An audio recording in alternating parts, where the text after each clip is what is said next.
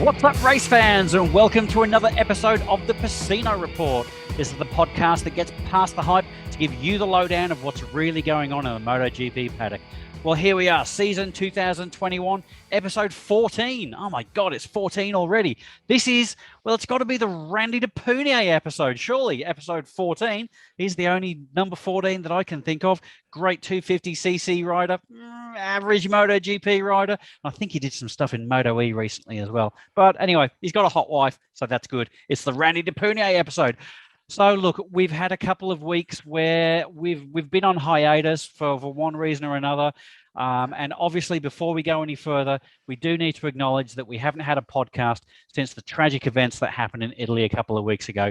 So Jason, as I've got here behind me, Jason Tupasquier, did unfortunately have a terrible accident in Italy, and our thoughts and prayers go out to all of his family and all of his friends. Before we go any further, I just want to take a couple of minutes just to ask Manuel how he feels about things and if he's got any comment on anything. So, Manuel, talk to us a little bit about Jason. What are your thoughts, mate?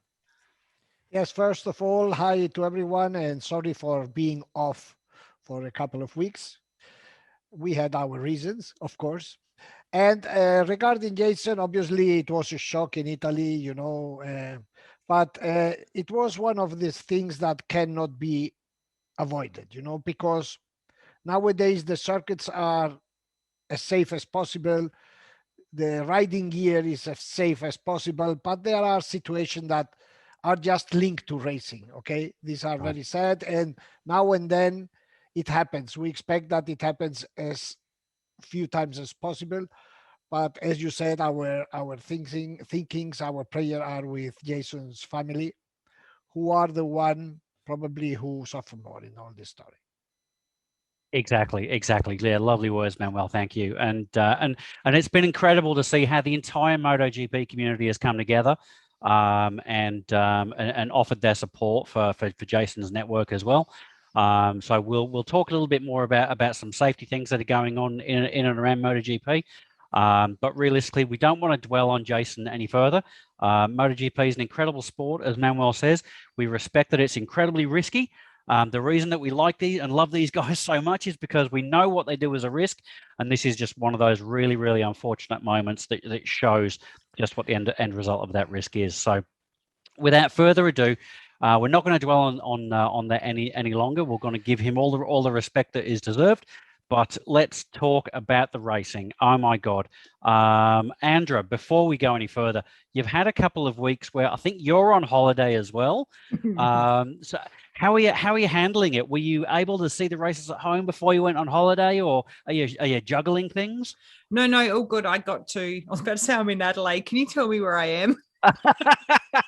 You're like a band. You need to put it on the back of your guitar so you're up on stage. My God, I seriously, even for the listeners out there, I was trying to organise the time that we were all getting together from different parts of the world, and I still thought I was in Adelaide. I'm in Perth. And I didn't get here yesterday. I got here the day before. I watched all the races, but I've actually, my poor brother-in-law, I just had him in the lounge room going, because he goes, "What's your podcast?" I'm like, "Let me show you." So I've just made him sit there and watch MotoGP stuff on their big TV for the last hour while my mum and sister are at the shop. Reading the virus. Awesome. Good to see. Brilliant. But I did say to him, I said, I'm getting a bit stressed because obviously this is precious family time, but we have racing this weekend. And I'm like, can I sneak off to watch stuff? Yeah. I'm trying to work out how this is going to work. But yeah, bring it on. Oh, as soon as I start showing him, you get this physical response in your body, don't you? I just get that excited feeling. And I'm like, yes. It's like that. That's exactly right, indeed. So, it has been a couple of weeks, and we apologise to all the avid listeners and viewers out there. We just weren't able to coordinate our schedules and get together. But we're here now, and we've got two races to talk about, two incredible weekends of racing. So we had the race in Italy, and then we had the race in Spain. And oh my God, what in all three classes, it's just been absolutely incredible. Obviously, I'm biased. I'm going to want to talk about these guys. So we've, it's KTM in general. It's Remy, it's Miguel. Oh my God, it's incredible. I'm just a converted KTM fan at the moment. It's nuts. But Manuel, first of all, let's talk a little bit about, can we talk about Moto 3 to start with? I know we've got lots to talk about in the MotoGP, but I think with Moto 3 there's a lot going on. And when we talk about safety and that sort of stuff, Moto 3, there's some stuff that's coming up on the horizon, isn't there? There's been some changes, but there's also a lot of talk about safety in Moto 3. Yes, you are right, especially after the Barcelona race, where in the last laps it was complete madness, because they were rather like in the last laps, like getting on the side on the track and like telling the other riders to overtake them. So it was really, really dangerous situation. And the organization did very well in convoking. Convoking the team managers, the Moto3 team managers, and telling them that race direction is going to be very harsh with these situations. And by bringing in the managers, they have directly made them also responsible. Why did they do this? It's very simple, because the penalties applied until now, the benefit was higher than the penalty. Exactly. That's exactly right. As we saw with, was it the first race or the second race of the season? People winning from pit lane, or it's crazy. Exactly. Yeah. If you start 15 seconds from the pit lane, if you start 3 positions behind what you got in the practice, the category is so tight and so that at the end it really doesn't matter. I reckon they should just chuck them all out there, and the last lap counts. That's it. just do a 1 lap sprint. That's it. No more. Yeah. Because can I give a quick mention of Darren Binder? Like in last weekend's race, he rode a friggin' amazing race, and he was going from 1st to 7th to, like, he just fought. And they're just all over the bloody place. It's an absolute shit show. They must get so frustrated, because it's not even is it about skill? Is it because the bikes are the same? It's genuinely a lottery. And you're right. You've hit the nail on the head there, Andrew. It's because the bikes are so similar, and the power is down. They don't have a lot of power, and so it's all about slipstreaming, and there's no real room for anyone to get away. I think, Manuel, over the last few days, we've seen some potential rule changes over the next year. I think they want to encourage close racing, but they want to allow a couple of separate groups, don't they? With some of the rules that Carmelo's looking to change over the next few years. Well, I don't know, but look, try to introduce rules in the race is for me very difficult. But look, in my opinion, it's always my opinion. It happens because the bikes are too slow or too easy to ride or whatever, Something like this has not happened. This means the chassis, the suspension, and the brakes, they are so much over the engine performance that it makes that they all keep together, right? And then going back to the new managing of this situation. Look, for a young rider, what we just said, if you push him 3 positions behind, he doesn't care. Especially they are full of testosterone, they don't. So they only will care if you take them out for a Grand Prix, or even 2, and then they will see the races from home, and then they will think, because if you penalty with them with 50, they don't care, but make them watch the races from home. After one race, after the second, I tell you that they turn into the most angelical riders. They'll roll over and let you pat their belly with some wings, Yeah. And this, it's true. But this is the same for the managers, because if the manager sees that his rider is not racing the next race, what happens? He has to explain this to the manager, to the sponsors. He probably loses money because the rider is not riding. So Dorna has been smart doing that move, in my opinion. Yeah. Because look, group racing is not, it's dangerous. Okay, we saw it with Jason Dupasquier situation. But if you look at the Red Bull Rookies Cup, and I don't know if you have seen any race of the Red Bull Rookies Cup. Little bits. Okay, there are groups, the same groups. Yeah. And there are crashes and touches, but they are not dirty maneuvers because they have been told very well before the start of the race, if you race dirt, you stay out from this championship. Yep, exactly. So you can see competitiveness, but clean, Yeah. So it's not a problem of group racing. It's a problem of the behavior of the riders. You're right, and it's a case of the penalty fitting it being enough of a deterrent. You're dead right, and you run the risk, and we've spoken about it here before with the likes of we single out Marc Marquez, but he's not the first. But when the antics, if you will, they really changed around MotoGP. A lot of that with him and some of his peers as well, and some people before and after him. They've gotten like that in MotoGP because they haven't been penalized in the lower classes.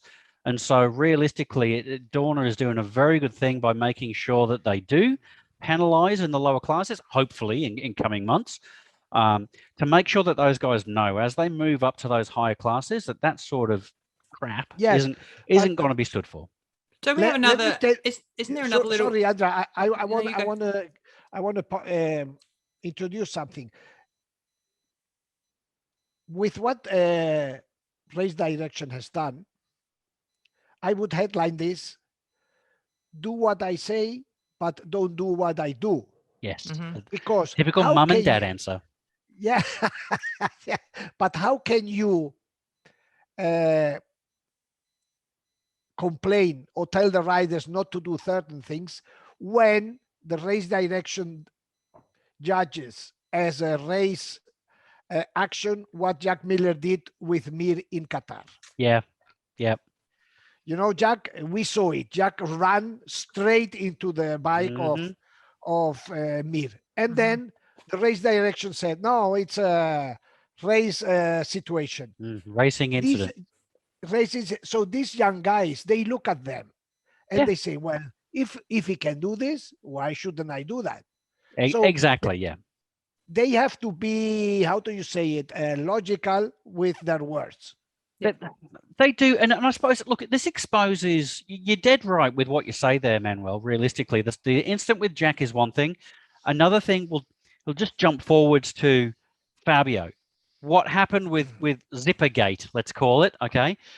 That again, that's another load of bullshit from race direction. No consistency, no guidance, no direction from race direction, which is what they're called. He should have been black flagged. Everybody knows that now. During the race, I think I was on WhatsApp with you, Andrea. Yeah, why has he been black flagged? Yeah. He had to be, absolutely. The consistency just doesn't seem to be there, does it, Manuel? Look, what happened in Barcelona with the famous zipper is so contradictory, because we saw, we all were clear that he should have been black flagged. Yeah. If anything would have happened, he crashed, today there would be another drama, Yep. We had another drama, 100%. Okay, then they penalized him after the race with 3 seconds. Yeah. Look the relationship.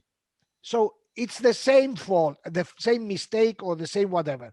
So if you do it during the race, you lose 25 or 20 points. If you do it after the race, it's 3 seconds. Is there any equality? No. None Zero. whatsoever. Exactly. So yeah. Then the question is, why didn't they do this during the race? Did the race direction don't know the rules when they were watching, and did they read the rules after the race? So it's so because he was never going to stop himself. He was never going to go, "No, I'm stopping." No, that's right, Andrew. He's admitted that himself. He's a racer. That's fine. Yep. Yeah. A racer, that you have to shoot him to stop him. And that's fine. But like, I sat there watching Jack ready to overtake him, and I was like, "Oh shit!" Like, if this, So it was pretty absurd. And Fabio got penalized twice in Barcelona. One because of the zipper it's really absurd. 3 seconds for the zipper after the race, black flag during the race. So who understands this? And then he got another 3 seconds because he ran stuffing up the long lap penalty for shortcutting the long lap. Yeah. So look, the situation there was the following. He didn't gain any advantage because he basically ran off track because he tried to save a crash. Yep. Okay. So then he returned in front of Jack. If he had just let Jack pass, he would not have been penalized. That's right. Yeah. Okay. So Fabio doesn't know the rules, or he was so in stress that he didn't think about it. Okay. Now, what about the team? Why didn't they tell him, let Jack pass you because obviously the team, everything is analyzed. What the hell of professionals are they? Yeah, exactly. You know, a real manager immediately says, wow, he will penalize. Let Jack pass on the board or however. Exactly, yep. And maybe lose half a second and then try to overtake him. Exactly. Yeah, and then they would have not reason to penalize him. So look, I know that from outside and with the time, it's very easy to say these things. But therefore, the rider, I admit that he can maybe not think about this, but the team, you know how much team manager makes a year for this to run a team? Yeah. You know how much money is in the play. So it's not just a spectator that sits there in the box. He's a manager. And he runs a business. He needs to know the rules of the business and apply them. So for me, this is something that really, I would fire that guy. Exactly. It's elementary. That's exactly right. And I suppose coming back to race direction as well, they have one job, and that's to interpret. And well, you don't need to interpret. You just got to read the rules and enforce the rules. That's it. There's no interpretation. It's black and white. That's there's nothing else. They've clearly failed at doing that. And they've clearly, well, it's clear to me anyway, it's other people might disagree. They've clearly failed to do that because they're scared about the repercussions.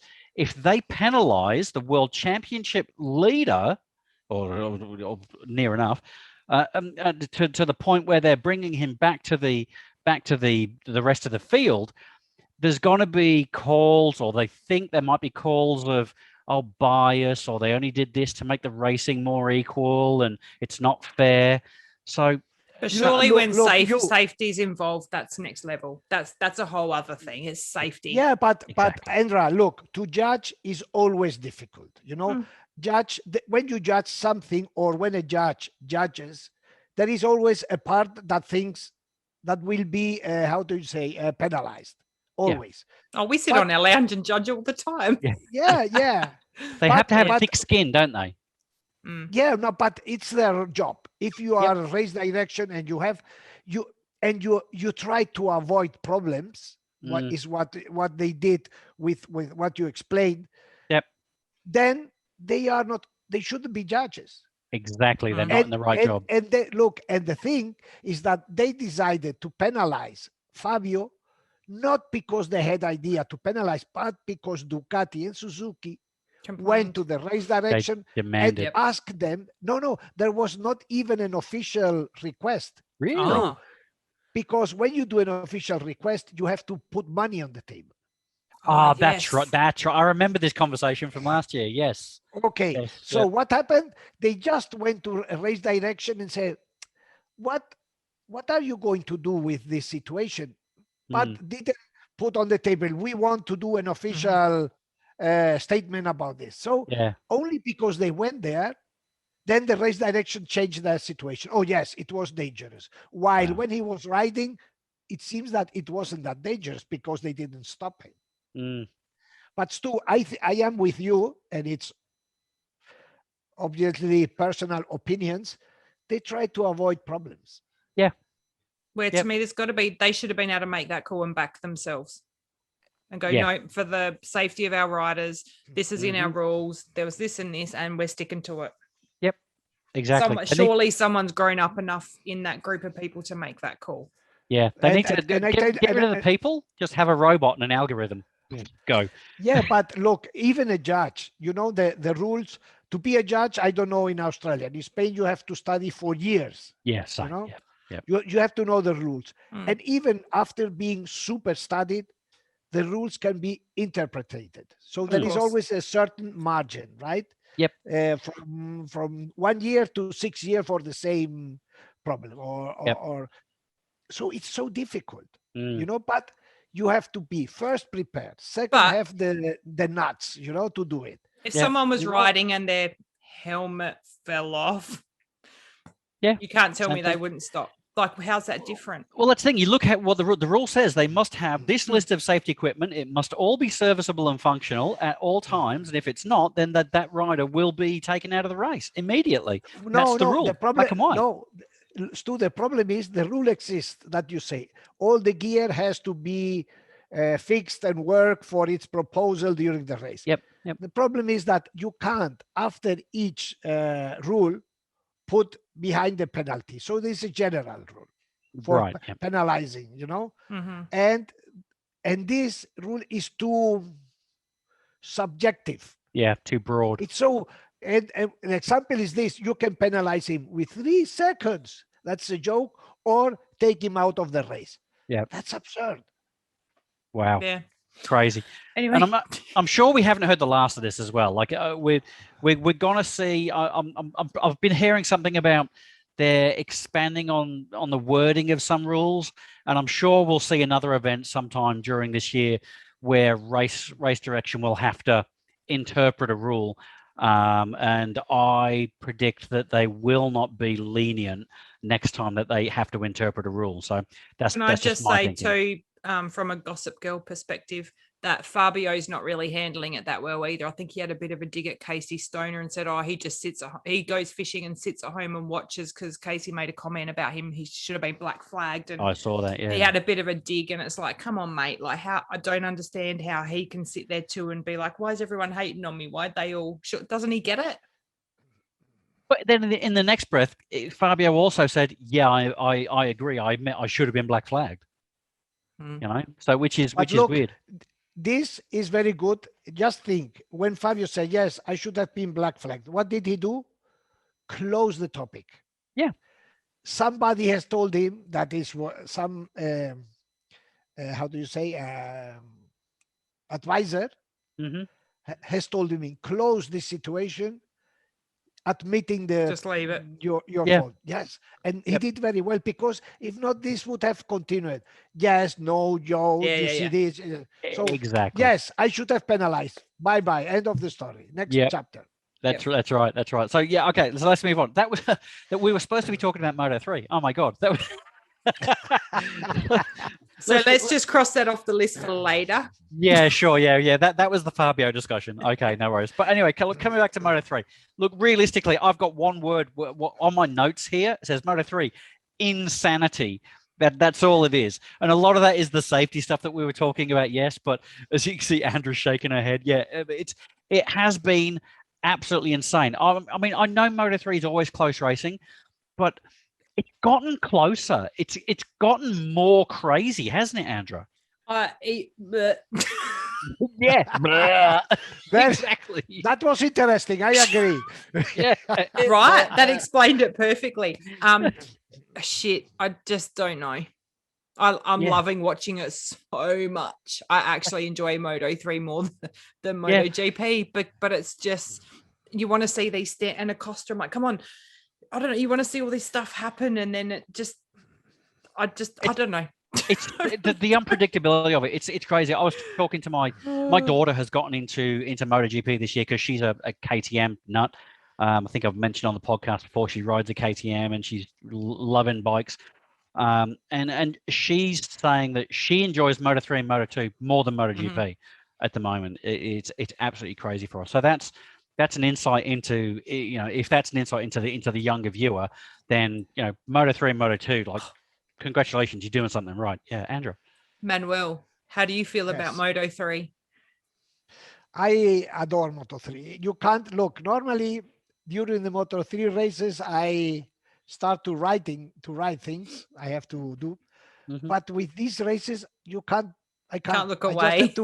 Yeah, you can because things changes from one curve to another. Yep. Yep. Brilliant. We've converted him, Andra. I Excellent. was about to say, I feel like we've gifted you with something. You've gifted us with what you do for us. But regarding Moto2, it looks like it's a two-man championship. It is indeed. Great segue. Thank you, Manuel. Yes, yeah, Moto2. Yeah. Oh my God. It's I don't know if my heart can take it. I genuinely don't know if I can take it anymore. All this stuff with Remy and his teammate. Oh my God. It's nuts. It's absolutely incredible. I feel like this is when you watch Federer and Nadal and you don't know who you want to win because you love them both. It's like that. Like that, yeah. I mean, Raul, funny. obviously being Aussie, we love Remy, but as well, but just from a motorsport point of view, like fan point of view, watching Raul and what he's done as a rookie to come onto that bike this year. Oh my God, that is. And knowing that he's sitting there, people are going, "Oh, you're going to go up next year," and he's just like, "You know what? I'm not in a rush. I've got to learn." Like to see that humble side where he goes, "I'm not in a hurry," and he's just doing his thing. He's not trying to prove anything. He's Have you spoken to him at all, Manuel? Or I tell you something that which was the last race in Catalonia, in Barcelona. I find out that Raul has asked his team to stay one more year in Moto2. Yep. Excellent. Got to respect that, I don't know if he will do it, but I think he's being smart, you know. You know why? Because most of the contracts in MotoGP expire at the end of 2022. Yeah. So if he joins them in 2021, his options will be what? KTM. Yeah. Aprilia in case of. Maybe a Ducati. In 2022, all 6 brands will be open. So easy. On site, in this part, his manager has been smart. Let's stay another year in Moto2, although it's a risk because in Moto2, one year you are up there, the other year you are like Bezzecchi. Bezzecchi last year I was about to say Bezzecchi, exactly. Yeah. Exactly. Yep. But Raul, everyone knows. I think I've told you, if I were Honda, I would have signed him already for whatever he wants, and I would have signed Acosta. Again, you know, within 3-4 years, you know that these guys are different. You know that. That's so easy. That's it. Again, the writing's on the wall. Exactly. You can see it straight away. You're dead right, Manuel. In 5 years' time, we're going to be talking about MotoGP, and it will be Acosta, and it will be Raul Fernandez, and it will 100%. Be some guys around them. You know that. Yeah, that's exactly. And the case of Remy is different because Remy. Do you realize what confidence does? You know, because at the end, Remy is so strong because he believes in himself like never ever before. Yep. You know, because he knows that I am the man this year. He has the contract for KTM, so he's riding so relaxed, so knowing, you know, that believing in himself. Exactly. Yeah, he really that sense of belief is really been there. These last 2 races where he's had that genuine pressure and he's had that punch up with his teammate for the entire race, and he's just played to his own strengths. You know, he didn't rush and try and get out front straight away. He just let the guy go, let the guy lead, and then when it comes to his time, when he knows he's strong in the race, he just came past, took the lead, and took the win. Absolutely, so mature. And I think you Aussies are looking forward to see him in MotoGP. Oh my God, yes! Wow, to see a Gardner, another Gardner in MotoGP, that is not just anything. You know, it's something special. It is. It's been bloody horrible down here. I've been having to put up with on my social media Wayne Gardner down here, all banging on about his son. Oh my God, he's atrocious. And I'll tell you, he can talk as well. He loves to have a talk. Hey, and I think go on. No, you finish that first. No, I was going to say, like, I'm not sure if it was Spain or Italy when Simon Crafar was interviewing Remy, and he basically said, Remy, fantastic win. In his That Kiwi was a very accent. good Yeah, impression. yeah, Keep yeah. going. Yep. You're like, Yeah. Do it. fantastic He's win, Remy. whispering. It is Absolutely whispering. wonderful. He does, doesn't he? It was so good, mate. Tell us, how do you feel? And he does that. And then Remy banged on for like 10 minutes. Oh, it was great. It was good. And I was doing this. And he gave a narrative of the whole race. And he finished off by saying, I'm lost for words. I've got no Yes. words. You're not, mate. You can Friggin' talk brilliant. underwater. That's Right. With a talk underwater with a mouthful of marbles. Exactly, just like his dad, just like his dad, and we love them both for it. We absolutely It's bloody do. awesome. Hey, I was gonna say, isn't there a little Aussie guy that's come through Red Bull that's stepping into Moto 3? There is too. What's his name? He's under Jack's wing. It's not Billy. No, But it's- Billy, no. but Billy, it's- Billy Van Aert, isn't he? No, Isn't it's not Billy. No, It's not Billy. Isn't he stepping no, in? No, because he let has me Google. raced already. No, let me Google. There's a little Aussie guy that's filling in for someone in Moto 3. I think Yeah, it might be the young lad that's sponsored by. He's partially sponsored by Peregrine Gloves. And guys, if you're watching this from Peregrine Gloves, I expect a shout out for the Pecino report for this one because I'm just giving you a free plug. I think he might be sponsored by Peregrine Talons, and riding over in Europe. I seem to remember those guys talking about him as well and talking him up.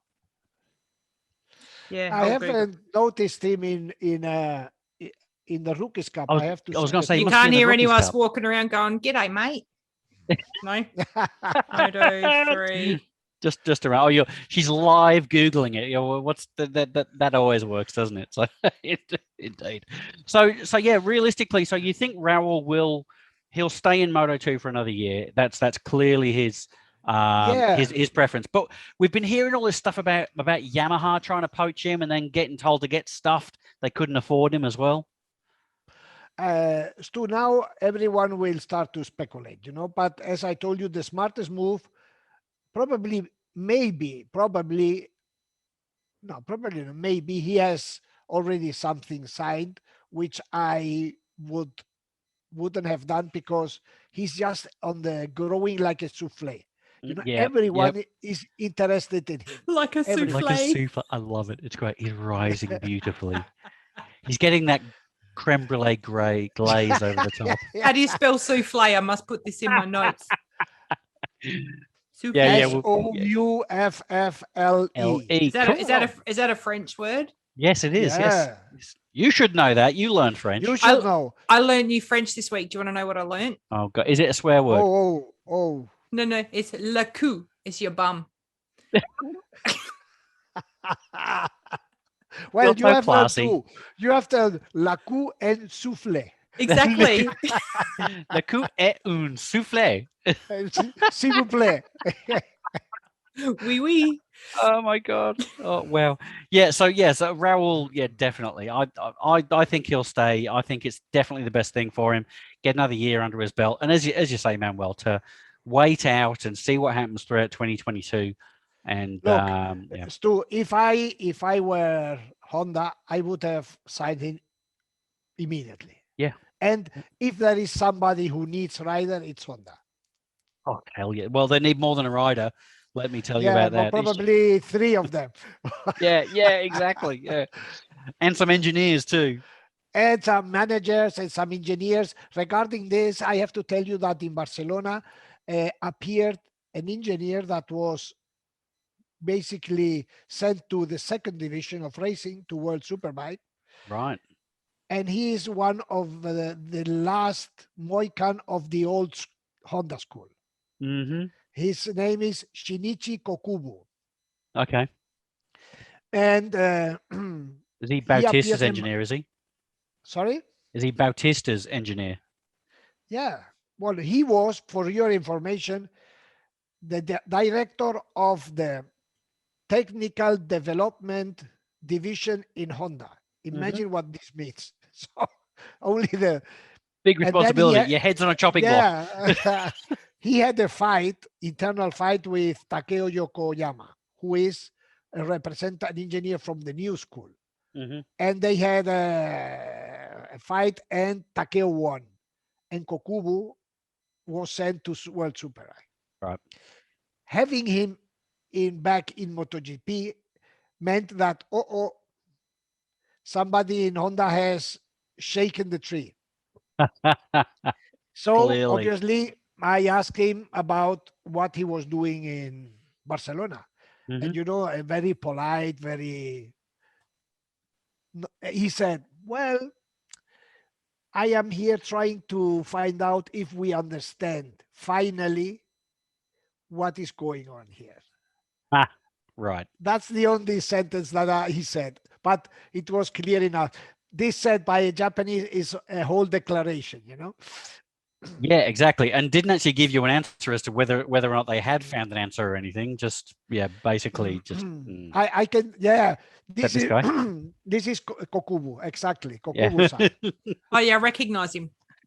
Yeah, this guy, the guy with the mask on. The guy with the mask. Because I mean, incidentally, I've actually been hearing over this last week as well all of the.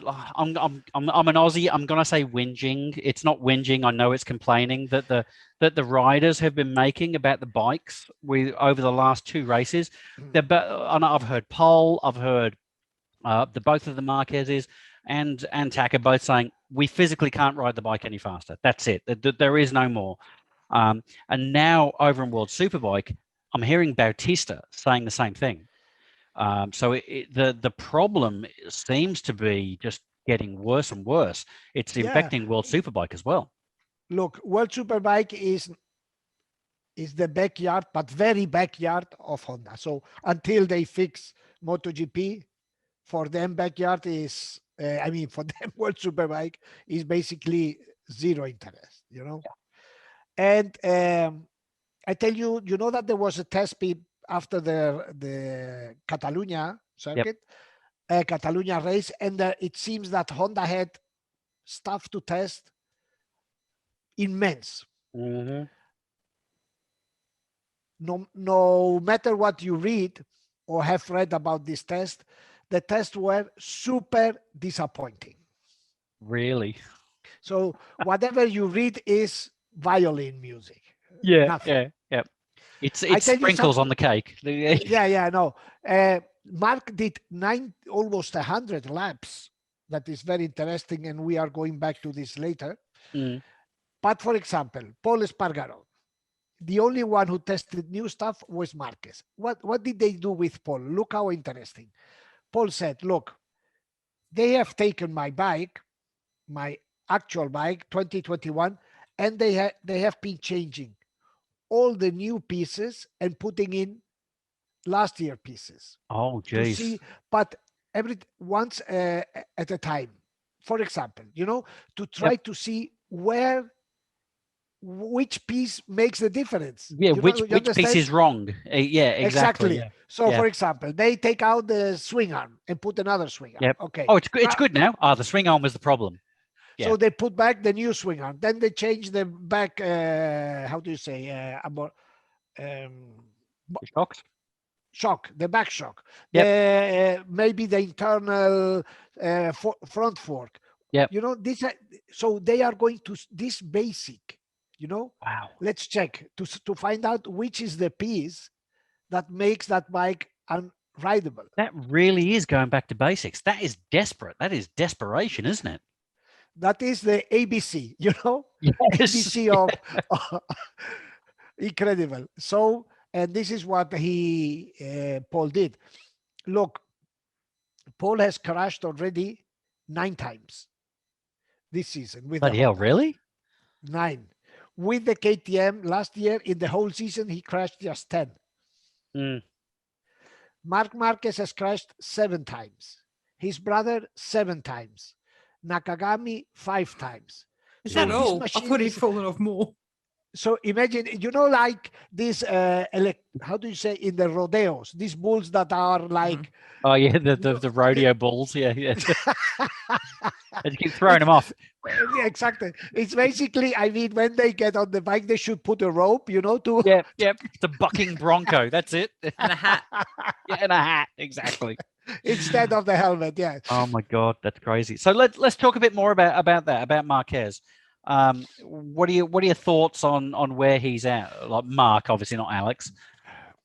Mark has crashed in all the races he has done so far. Yeah. And I have to say that the speech he made after the Barcelona crash, I didn't like it. Although obviously he doesn't care, but I didn't like because he said he felt on lap number 7. Okay, he said, "No, but today I have enjoyed because I have been attacking, and the crash doesn't matter because this is how I raced. Yeah, I am I heard Marc that. Marquez." Yep. So for me, it was. But up Has until he then, learned I was really anything? happy because I was up with the lead pack and I was attacking. And yeah, but you crash, so Hasn't you he clearly learned? can't So ride with them. look, there is a complete difference between his words. We go back to do what I say, but don't do what I do. We go back because when you see off the bike, he says, "No, there is only. I have realized that there are many races, but just one body. That I have to go step by step." Nothing. Then nothing matches when he puts on the helmet. Nothing. Yeah. So said this. Then remember that we have said that he has done only almost 100 laps on practice sessions. That's right. Yeah. After the Grand Prix. I tell you that Marc is going minimum podium in Germany, if not win next weekend. Okay. Well, obviously, Sachsenring next weekend. That's Mark's playground. He's what, 8 wins on the trot there, something like that, or 10, maybe, or 10 maybe. I don't know something. So yeah, and that was one of the questions that I had down to ask you on this. Was my opinion was Mark's clearly not going to win. So who is going to win? But you're saying now that he will be. You think he'll be back up there? Yes, in Germany. Yes. Especially after seeing how many laps he did, and he has had 2 weeks from them. In Germany, I bet money on podium minimum. Yep. How much money? How much money? How many beers? I accept a proposal. How many beers? All right, One beer. We'll chat after. One very large beer.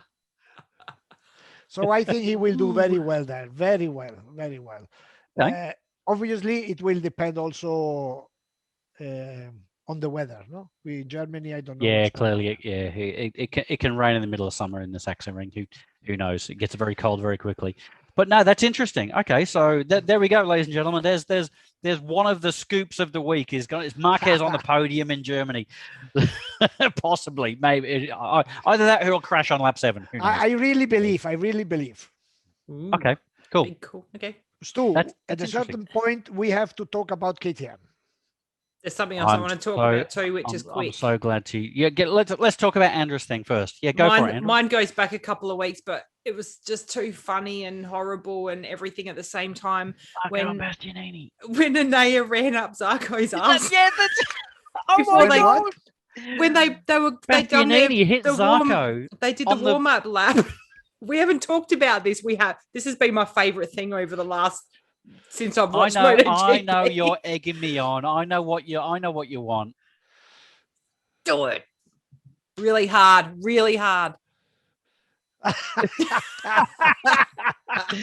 I've given myself a concussion for the face palm of the week. It's the face palm of the year. It's face palm of the decade. Oh and my God, it is. At first I went, oh, am I allowed to say swear words? I can't remember if we're allowed to swear. Go on, do it. Why not? I was like, fucking Zarco put his brakes on in front of him. And then I was like, no, they're coming up to the grid. Of course they're going to be slowing down.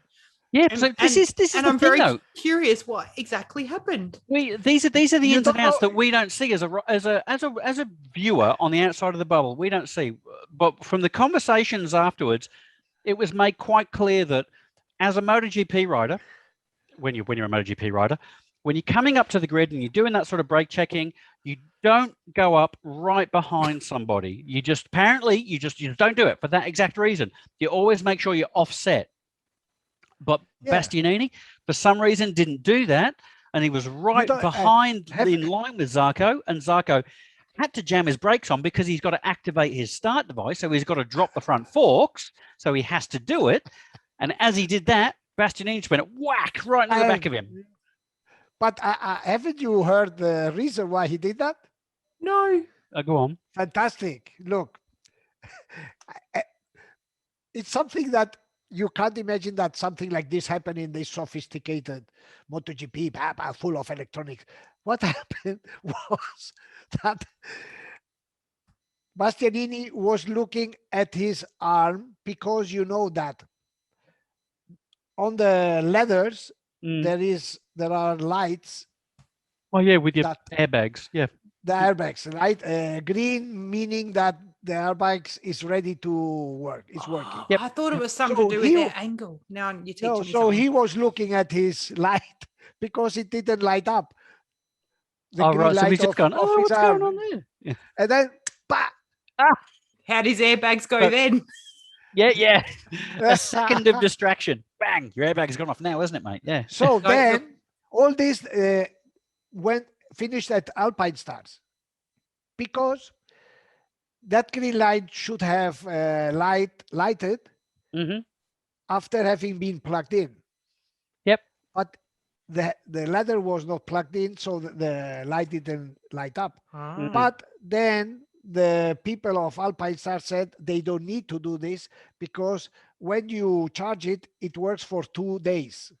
So at the end, it was something so stupid, like Wow. he was looking at his light, the light of Light. his arm. The light Pay doesn't attention matter. when it's you're working driving, anyway. kids. Yeah, exactly. And that leads me to another thing, because when he came off, his airbag was actuated, and then Yes. he ran back around, went to the pits, started from the pit lane, and there was also some words about, hang on, why'd you let him start with only one airbag charge? He has to have 2 airbag charges. So that was another potential safety thing. Well, no, if he would have crashed, the airbag would That's have it. worked, because it explodes twice. And then he Right. wouldn't Well, have been able to get back. That's it. Would have been it, right? That's the thing. That's why they have to have 2 airbags. So- It's because they get back on the bike and ride off. Mm. Exactly. In this situation, what should had happened if it happened? Race direction should have. Be out. Like flagged him. Yes, but Yeah. who trusts Yeah, race yeah. direction? Exactly. Oh my god. But yeah, yet another crazy thing. Yeah, Andrew. Another race direction thing, I think. The track limits stuff going on. Oh shit, track limits. Oh my god. There's so much stuff. We're What's going to going be here all night. We are. I swear to God, right? All of those guys that got done for track limits, was it Juan Mir? Who else? Who else got done for track limits? In Moto 2, someone got done for track limits. Well, I don't. Oh no, remember, but yes. yeah. All those I'm guys. going to go with Massia just because. Yeah, why not? Yeah. But I swear to God, all those guys had some part of their tire still on the white stuff.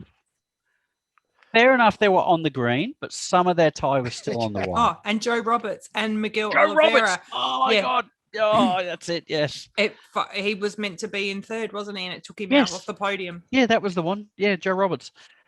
Yeah. What do you think, This Manuel? is. Look, I remember that we explained here that this year there were sensors around the track, right? A sensor that is like a tube that got automatic. fixed. Look on the photo you have behind you. These tubes are just fixed when the painting finishes. Mhm. Yep. Just Right? there. Like that stuff Exactly. there. So it goes all around the green, and and it's a sensor. So when somebody touches the sensor, he's out. Yep. And the rider know this. So it's at a certain place you have to put the sensor. But even I heard something, and I can't remember where it was now, but with the placings from that race and how they were switching because that person it was Yeah, that Was was it Miguel? Oliveira and Mia. but if they'd done it and demoted them in a certain order, Zarco actually would have been second. Like there was a way that yeah, true. if they didn't do it correctly, or Yep. not correctly, that would have Demote them, flipped around the demote them, whole demote bloody- them, as opposed to cancel each other out. Yeah, Exactly. it wasn't Well, I very. don't know. Yeah, but As I tell you, to be a judge is so difficult, Oh, And yeah, look, the other day I was saying it's like the soccer referee that he never, if you hear to the people, he never takes the right decision because there Yep. is always half of the people who are against what he decides. That's So it's exactly so right. difficult. So, but what is I think the key of judging is to keep the line. Okay, I go I judge in this line, and whatever happens, I follow the same line. Yeah, But consistency. when you start and now you do the same situation, you judge it in different ways, then is where the confusion. But does it depend on the track as well? Because that last track, obviously, it's like it wasn't a smooth transition from the stripy bits to the green. It was just a disappeared. sharp angle there. So it didn't look. No one was actually going. They were sticking to their line. They were still. I didn't see anybody, and I didn't hear about anybody getting track limits warnings or notifications during practice. I don't know what's happening with the track limits warning during practice, but look, realistically, if I was a rider, I would be pushing track limits and breaking track limits during practice, so I know where the limit is. No, but Stu, in practice is much easier because they immediately cancel the lap. It happens automatically. Nobody has. It did happen a bit. Yeah. Did they get notifications as to where it was happening? It appears on the screen on the timings. Right. Do they know where? Will they know where? Or will they know because they've? Yeah, I suppose they'd know. So yeah, I mean, in that case, there is another thing. Look, there is another thing. You don't have the right to complain. So if they say track limits, end of the story. Yeah. Imagine if not the queue in front of race direction after. Yeah, it's oh my god. After they would have for hours discussing with the rider. And that, and zippers open, and penalties. Oh my god. Yeah, I think during the races, I think Andrew, you and I were talking, and I said, well, it's a shit rule, but it's a rule, and if they've broken it, it's just too bad. Claro, true, but that last race seemed a bit next level. It did. I don't know. Yeah. It really did, yeah. So there's obviously some kind of issue there that they need to sort out. I don't know how they do it, but yeah, let's see how that evolves through the year. Indeed. Okay, look, I want to talk about KTM, but I also want to talk about Grandmere and Jack as well. What do we want to talk about first? Let's leave KTM for the last, so we finish in a high. You know. Perfect. Yeah, perfect. Let's talk about Joan. What's going on in Suzuki? I mean, like seriously.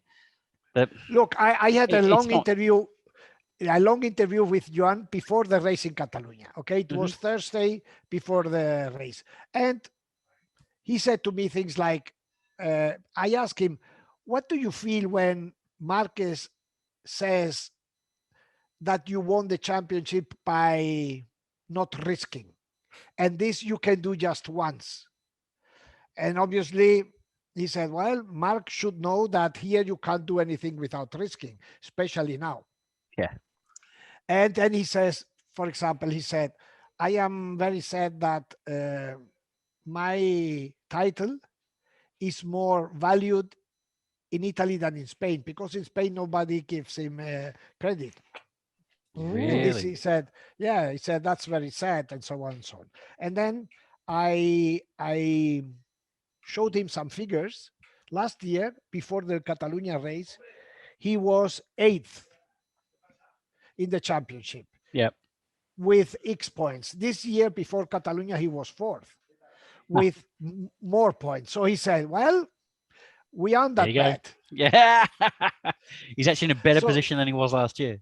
So, but this was before the race, and he expected in Barcelona. Remember last year in Barcelona, I think he finished 2nd. Yeah. So after the Barcelona, he was quite disappointed, and he said he started to complain for the first time. Right. About Suzuki. And he said things like, I know that Suzuki can do more than they have done so far, and they should, because I need them to do the maximum if they want me to defend the title. Yep. So he's complaining. And then I find out, that Suzuki has already offered the management of the team to a manager of another team in the paddock. Oh, give me a name. Who? You have to give us a name, Manuel. When I heard that, I said, wow. And Francesco Guidotti, who is Pramax team manager. Yeah. Very good guy. He would perfectly much into the Would he leave Suzuki. Pramac though? That's a family environment. That's a No, but Francesco Guidotti is a he just professional, take, you know. he'd take And his whole team with him, wouldn't he? no. He just went there as a manager because all the Suzuki team is Italian. Remember who built that up? Oh, that's And, right. Yeah. and all the Italian members would be happy to have him Hmm. because the problem is, and Emir told me, he said, look, you can't expect from a Japanese having the same character than from a Latin, Italian or Spanish. Completely. So, Yeah. yeah, when you come down to fight for you or to solve problems, the Japanese will never yell, you know, their voice will be always the same. So they are really missing somebody. Yep. And, Wow. and sorry, talking about Suzuki, Yeah. another big shit from Alex Rins. Oh, Oh, don't get me started. Don't get me started. Go on. I think you said that a few times on the weekend, didn't you? I did, yeah. Contract reviews. They're clearly reviewing his contract, right? Do you know what happened? What, with his crash? Oh. I heard he was riding Yes. his push bike around the track on Thursday or whatever, Yes. doing a track ride, Yes. and he was texting on his phone, wasn't watching where he was Exactly. going, and he ran into the back of a truck that was setting up bits of the track. I had an argument with Exactly. my husband about this because I'm like, what a fucking dickhead. I'm What? like, Yeah, and what he's an like, idiot. oh, he's like, things happen. I'm like, he's a professional athlete. Yeah, Pay exactly. attention. Like, Yeah, well, if they, I tell you something, if they deduce the money of one Grand Prix, you know, that would be professional. That is Yes. professional. Yeah, but that is stupid. Straight away after that, I mean, I think it's 5 Grand Prix in a row now where he's DNF'd. Yes. And I think it's pretty much 4 or 5 Grand Prix since he actually signed that new contract. So I don't think he scored a point for Suzuki since he signed the new contract.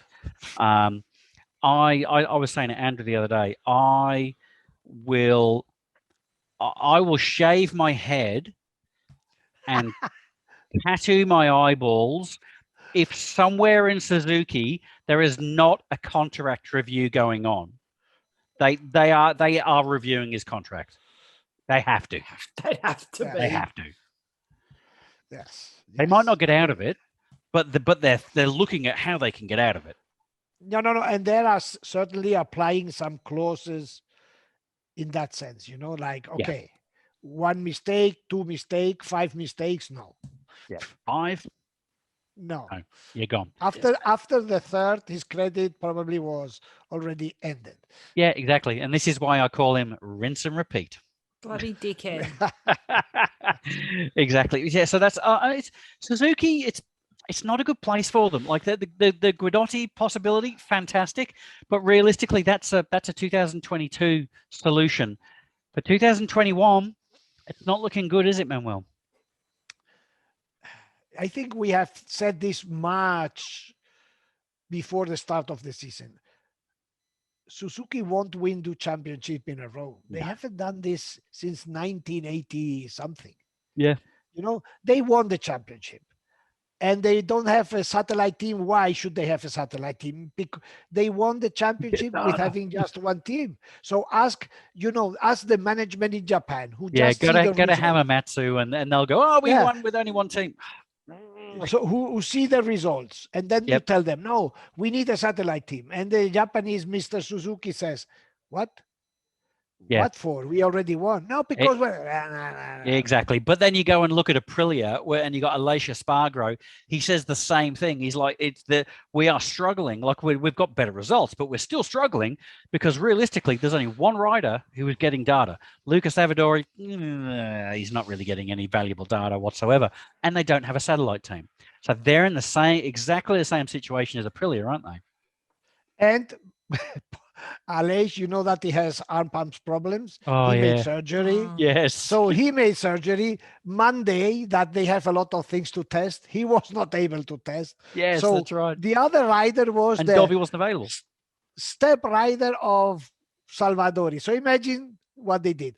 And Dovi, and I know that Dovi doesn't want to share circuits with the other riders. You know, it's Exactly.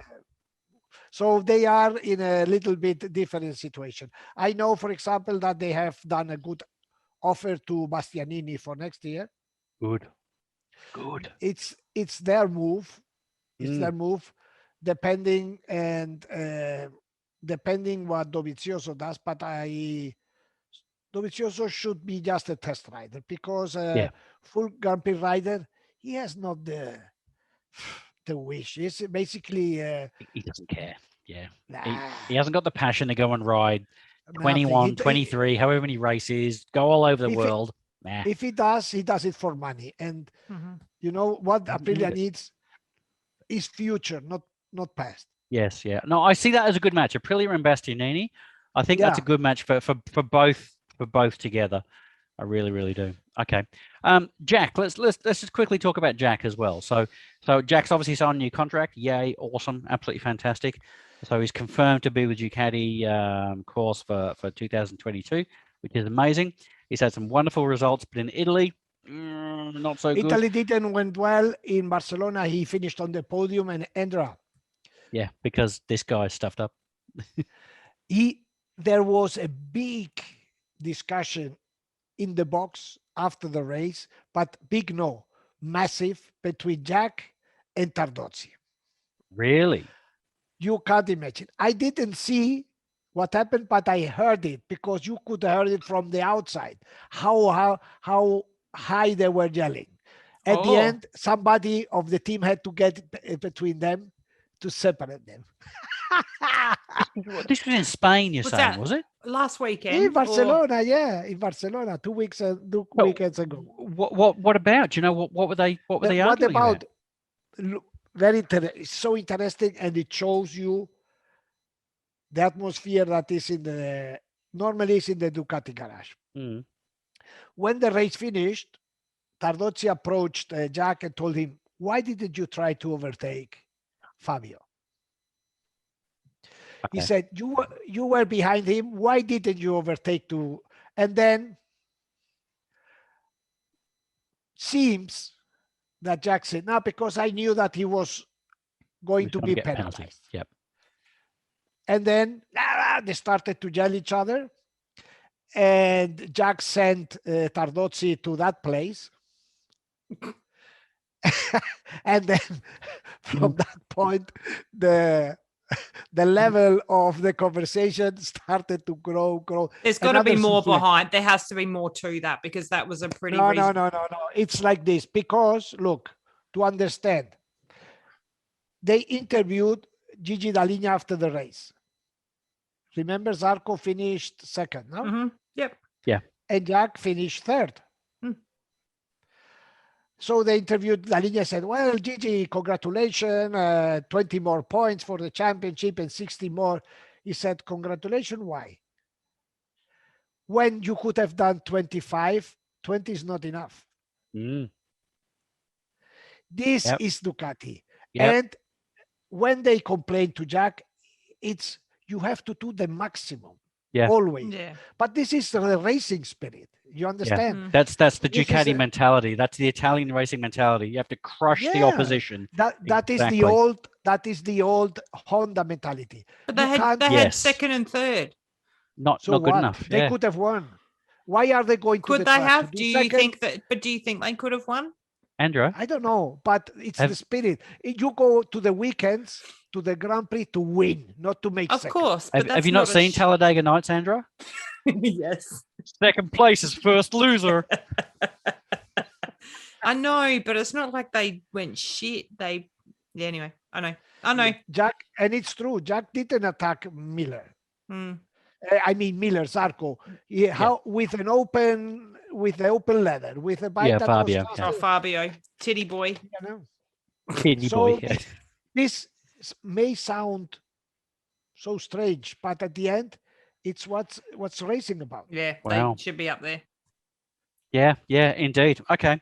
So, and I mean, he's still fourth in the championship, still doing quite well. Isn't he third? Oh, he's third now. Sorry, yeah, Yeah, I'm pretty sure he was he's fourth third. after Italy, after Spain. He's third now. That's right. You indeed. have Fabio, Zarco, Jack, and Bagnaia. So And 3 Bagnaia, Ducatis yeah. chasing the Yamaha. I know. But again, you know, if you can do first, second is not enough. Yeah, exactly. But exactly. I like this. You know, it sounds like very, how do you say, very unhuman. But racing has nothing to do with racing. Exactly. I know. Yes, it is. It's racing. I had a moment. I heard every now and then I have these moments, and I hear Manuel's voice in the back of my head, like I was having a big gooey moment over Raul and his younger brother. And I was just like, oh my God, they're so cute. And I could hear Manuel just going, Andrew, turn your mother, like switch the mother off. Switch the mother off, yeah. Just Yep. Is this little voice? If Raul had to kick his brother, if Raul had to kick his brother on the track, he would. Exactly. Yep. But, oh God, all right. Little Adrian. Anyway, go on. Let's talk about these guys. Oh my God. KTM. They've come so far in such a short amount of time. Last year, we were banging on about how good they were, and we were saying how good they were going to be in 2021. First couple of races of 2021, they were terrible. They were making excuses. They were, they're not tracks that suit us. It's not very good. Oh, we've got this new chassis and we're not sure. And everyone was like, yeah, whatever. And they were going to have this super engine. And they're not fast. And all of a sudden, bang, they go to Italy. They've got a brand new chassis for the factory team, and you've got Miguel Oliveira is on the podium, and Brad Binder was fifth, seventh, something like that. Absolutely incredible. And then they go to Spain, and Miguel Oliveira just tears it up. Nobody was going. Honestly, I think even if Fabio's letters hadn't come undone, I think it still would have been a ding dong battle between the two of them. And again, Brad Binder was like fifth or sixth or something. What's going on? Like this new chassis of theirs. Absolutely incredible how fast they can turn around. Yeah. They've tried this 2021 chassis. It hasn't worked. And then bang, bang, bang, fix it. It's done. Yeah, no, it's amazing how the reaction of KTM, I swear, I haven't seen something like this ever. It's like a startup versus a corporation in business terms, you know, that they move so quickly. It's amazing to see. And look, what happened with this chassis was they had a problem with the front, okay, since the start of the season. So in the Jerez test after the Grand Prix, they tried this new chassis, and it seemed it worked. So they went to Italy with two of these chassis, just two, and we saw what happened. You know, Oliveira made second, and Brad was strong. So immediately, somebody called Austria and said, start to produce chassis. Make them all. Yeah. This was point number one. And what is the story with the gasoline? You say gasoline or fuel? Oh yeah, gasoline, fuel. Yeah. Apparently they've got a new fuel as well. Yeah. The new fuel is magic. Look, that sounds like a load of shit to me. It's rocket fuel. No. Look, it's produced by a company called ETS. Okay. Right? It's a company that basically in the past produced fuel for drugstores. Right, I see. Like ETS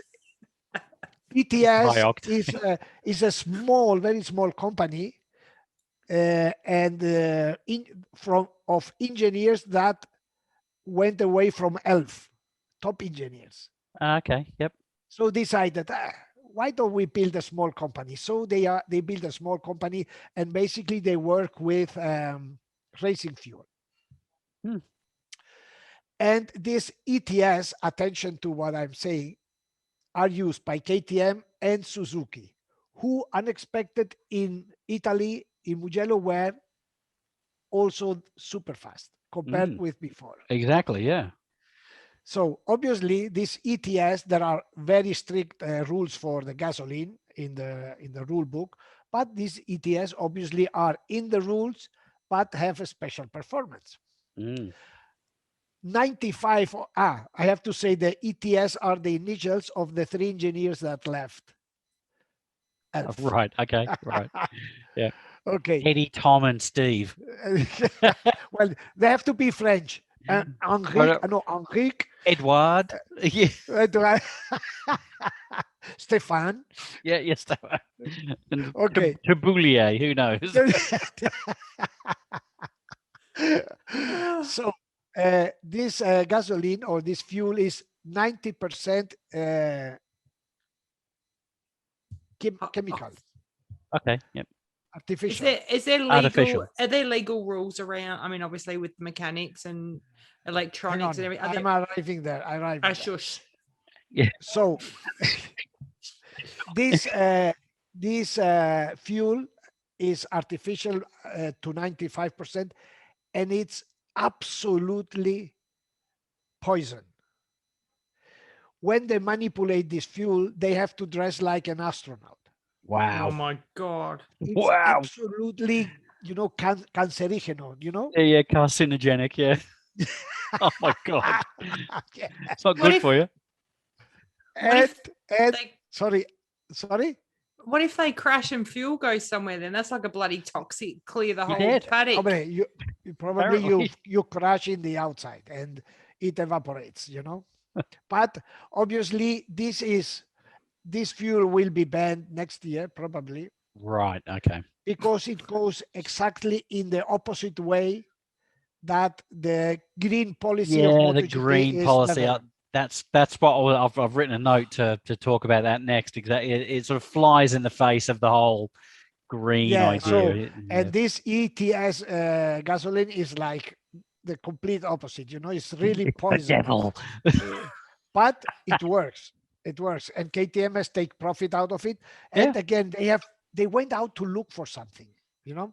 And then the last thing of KTM, did we speak that they have hired the number 2 of Ducati Reparto Corse? No. Tell me more. They have hired the man who for 19 years, 20, no, 2, yeah, was number 2 inside the Ducati racing department. Wow. Okay.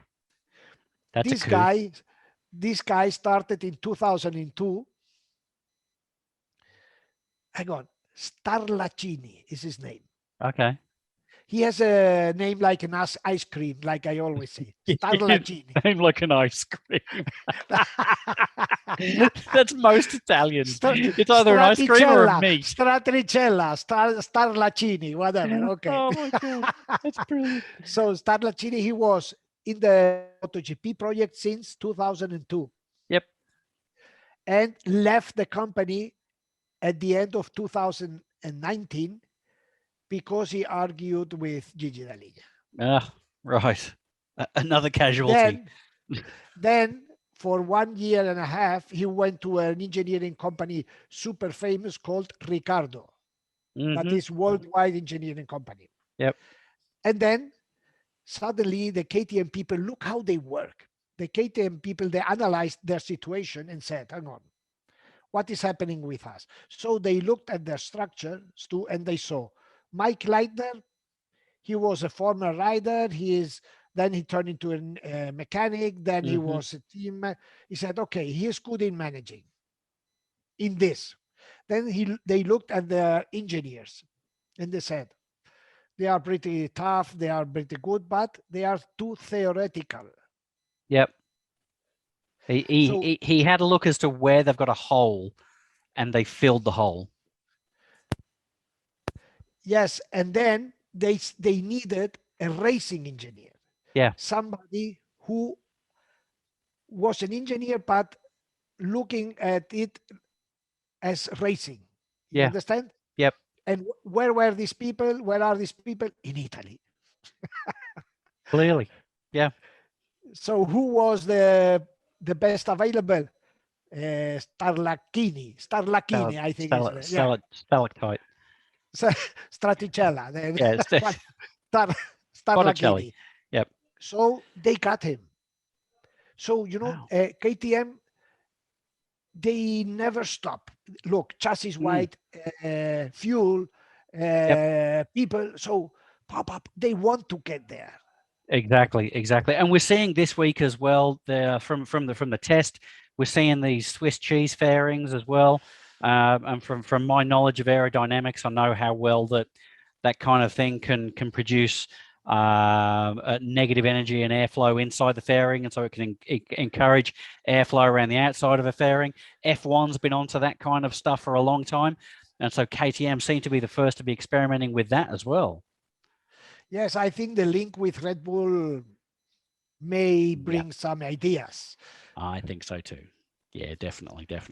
So, but the good thing, Stu, the good thing is that you see KTM pushing. That's fantastic. Yeah, it's great for the sport. Yeah, Andra. I'm still, and I tried to ask a few times over the last couple of weeks and haven't had an answer. I've been trying, and I'm purely having an opinion. KTM have been pushing out a lot of social media stuff for all their other riders, but I have not seen much for Miguel. And I'm confused by that because he's obviously on a nice little streak and riding bloody awesome, but there's not much being said about him. And I wondered if there was anything behind that. You've heard my opinion on that one, haven't you, Andra? I have a sneaking feeling that this guy won't actually be at KTM for too much longer. I don't know why. I just feel that there's something. There is something. Maybe I'm smoking the broccoli. Who knows, Manuel? Are you hearing anything? It's true. What do you think? Yeah, no, but it's true. What you said about it's strange, no, that they don't work so much on Oliveira. That's very strange. Yeah, I mean, let's make something up. Yeah. Hey, every good story starts as a rumor. So let's start a rumor. He's gonna go to the Rossi team next year as team manager. Why not? Sure. Or maybe why not? Maybe he will switch back to Moto3 as it is so interesting. Right. With Valentino. At the same time when Valentino goes to Moto2. Hey, because we have to talk about Valentino Rossi everything. Is it true, Manuel? And again, I've got to start remembering where I have my sources. Wait. Valentino Rossi. No. But is it true that he is racing the same times as he has previously, but just that the other bikes are going faster? Yes. That's true. Did I hear that? That's what I've been saying. That's what I've been looking at those times compared to his times from 2019, 2018. He's on the money. He's racing exactly the same or quicker than he has done in the past. But the rest have just overtaken him because they're younger and faster. But the bikes are that much faster, and they have younger, stronger people riding them. I think we explained this. Look, I didn't know that data, but it's very interesting. Valentino has a certain pace, and that's his pace. At this point, don't ask him to be faster than the pace he establishes. That's for me. Yeah. I get the reaction time thing. I'm 43 and I dropped my keys on the floor the other day and it took me a good 10 seconds to work my way down to pick them up. So I understand his reaction time is probably a bit slow. No, but it's look, for months I have been telling here that it is what it is, and people, how do you dare? No one lasts forever, right? No, everyone's Greta Thunberging you. How dare you? Yeah, God, it's not making less. It's just the reality. Yep. It's a fact. Yes, exactly. Yep. Exactly. So we're saying now that this year is his last year. We keep hearing it. We still think he's going to do 2022 just for a farewell. Exactly. You know my theory, but at this point, I think he can't push it for the next year. Yeah. I imagine, and this is just imagination, that after the summer he will tell what is going to happen, and after the summer we will have races in Misano and other places where he can do a nice farewell with people. With people there. Yeah, exactly. And in Barcelona we had 25,000 people. Yes, and Assen is full. Assen, they are selling tickets like hell. Germany not. In Austria, there is absolutely no restriction. 2 races, absolutely full. That's going to be amazing. But you look at after that, you got Aragon after that. They said they're going to have crowds at Aragon as well, which is amazing. But then you look at that, obviously, you've got Italy, but then it's all the away rounds. I don't think we're going to have much more racing after September. Yes, no, we will have. Look, the idea is that after Misano, we go to Austin, Texas. Mhm. Yeah, but Yeah. then what else? And Not then the Australia. other day I spoke, no, Australia, you are like in it's not a bubble, you are in a hole. Yeah, we are in a And hole. Yeah. and I spoke the other day with a colleague from Thailand, Mm-hmm.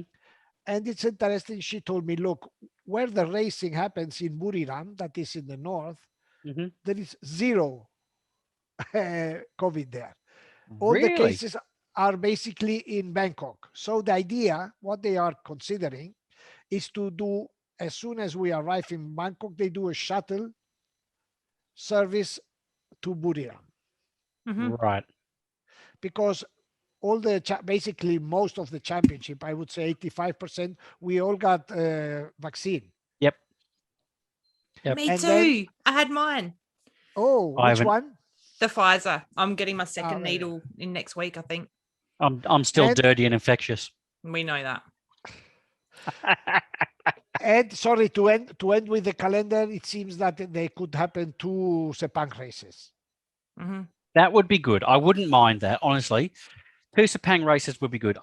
I still maintain that I am 99% certain that Australia is not going to go ahead. As sad as Yeah. that makes me, I can't see it happening. Malaysia, I can't see going ahead. They've just cancelled the Singapore Grand Prix. Malaysia and Singapore very, very close. I don't see any difference there. Japan, no way that's going to go ahead. Argentina, no. No, Argentina, no.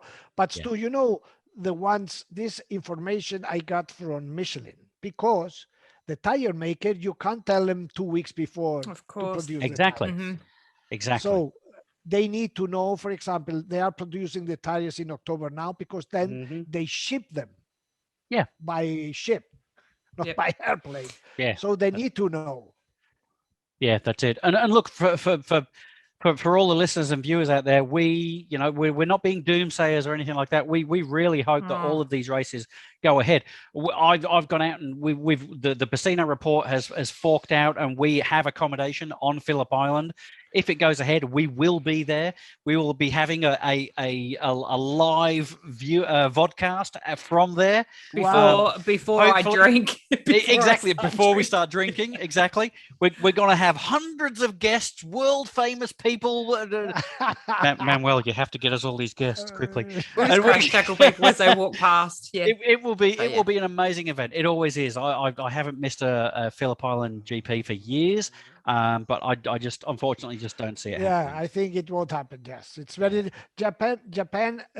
From what I got, was a little bit in the air still, Right. but Are they look- waiting to see maybe how the Olympics goes? exactly. And they told me if the 8 hours happen, then there will be a Grand Prix as well. And we are still in June, okay, and we are talking about October. So Yeah, we So have much can pretty- change. for some time. Yeah. Exactly. And Indeed. and here, I don't know, here I think almost 40% of the people got the vaccine, and until the end of the summer, everyone will have. Australia's shot. less than 2%. Yeah, No, it is. well, Yeah, it's but you don't have terrible, COVID yeah. there. Yeah, we get 1 or 2 cases here and there, and everybody panics and they shut entire states down. It's ridiculous. But it's not going to help us with things like travel and letting and That's the you know. problem. Yeah. That's the problem. Indeed. Anyway, that's enough of All that. right. Manuel, it's been absolutely amazing. So look, where are we? As we record this, it is, what is it? It's about the 14th of June. So this weekend we've got the German Grand Prix coming up. You've heard Manuel's Guten Tag. prediction. Yeah, guten Tag. Yeah, hallo, meine Katze. Yeah, whatever. Yeah, the German Grand Prix. You heard Manuel's predictions. He reckons there's going to be a Marquez on the podium. Is he going to be right? Is he wrong? Is he smoking the broccoli? Leave comments. Let us know. And then straight away after that, we've had a bit of a low time through June while those crazy Europeans get used to summer and all that sun and everything. But now we're back into it. We've got Germany, and then we've got Assen. They're personally my favorite GP of the entire year. I know. This broccoli bars, no? Yeah, there we go. That's right. That must be what it is. It's because they can all smoke on the broccoli. Of course, why not? But it's going to be an amazing couple of weeks of racing indeed. And Manuel, you've said you're not heading to Germany. You're going to be watching these ones from sunny Spain. Yes, because it is pretty complicated to get to Sachsenring. Normally, I used to fly from Madrid to Prague and then drive. It's a that's right. 2.5 hour drive. But there are no flights from Madrid to Prague still. Yep. So the other option was flying to Berlin and then 4 hours drive, which is boring. So I decided to switch this one. And as Assen is immediately after, so I go to Assen. Nice, good stuff. Well, we look forward to seeing lots of video, lots of photos. Andrea, make sure you get the photos off Manuel and get them up on the Pecino Report Insta account so everybody can see those. Yeah. And before we get going, Andrea, you got some messages for the viewers and the listeners. So before we say Auf Wiedersehen, I'm actually getting messages from people while I'm taking notes, and I've got people messaging me as we speak because I said, oh yeah, we're doing our episode, and they're just like, it's been 3 weeks, I've been waiting for this, so I promise we're back, guys. We just I don't think we've ever had a break this long, but don't worry, we're missing. I've been missing it. I miss you guys so much. Some of us were just changing the chassis, more or less. We're just changing the chassis. Yeah. But it's all good. But yeah, I've got actually quite a few shout outs today. Sully in Rockhampton. Is that the murder capital of Australia? Pretty much. It's either, was it murder, sugarcane, or rum? Yeah, all that. We've got young Dylan in Adelaide. We've got we'll say young Jody in Perth. Hey Jodes, and that's where I am now, aren't I? And have to say hello to Andrew and Gillian because they're just beautiful, out and about and being cheeky as always. But yeah, jump on YouTube. We're on audio on all the good podcast things. We've got Instagram, we've got Twitter. Manuel will tell you quickly now about Pecino GP so I don't mess it up. Yeah, where can we go, Manuel, to go and get all that news? And I've seen some amazing stories the last few weeks as well on I have been working a lot on pecinogp.com, and I see that basically probably I don't go to Germany because I would need to watch my back too much. So you've been writing the wrong type of stories. So I think it's better I don't go to Sachsenring for my health. Oh no, for my integrity, you know. Indeed. All right, ladies and gentlemen, thank you so much for joining us for another incredible episode of the Pecino Report. Make sure you get on the socials, like, subscribe, hit the notification bell, all that usual sort of stuff. We're so sorry it's been so long, but this has been an absolutely incredible episode. We've loved every second of it. Thank you so much. Get into the pecinogp.com. Get over to the Pecino Report on all of your favorite forums and engage with the show. Write some comments. Let us know what you like, what you don't like, and we'll see you all again soon. Take it easy, guys. Bye. See ya.